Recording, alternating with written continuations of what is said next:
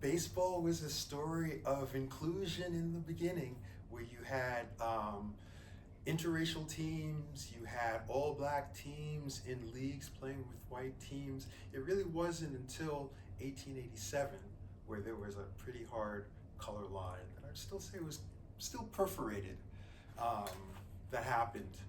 Uh, what I think is important to get out is that when the color line did kind of descend upon us, let's say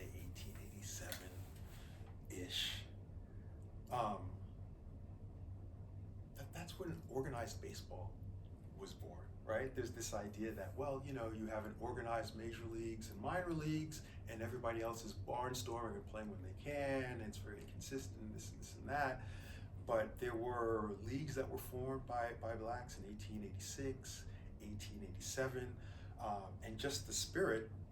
You have to think about this. You're talking about teams in the shadows of the Civil War, the Pythians of Philadelphia, the Mutuals and Alerts of Washington, D.C. These are teams that were around in the 1860s and were traveling to play Black Baseball World Championships. You have a team from Philadelphia going upstate to Albany. You have a team from Albany coming down from D.C. to play numerous teams. And you have festivals and gifts exchanged and all these types of things that to me sound like organization.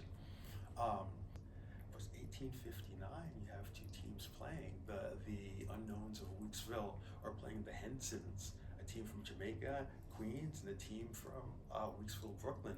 And when you think about the situation of this country in 1859, and that you're still having teams getting together and playing 1859, 1861, 1863, 1864, 1867, and those are just the ones where we have newspaper reports.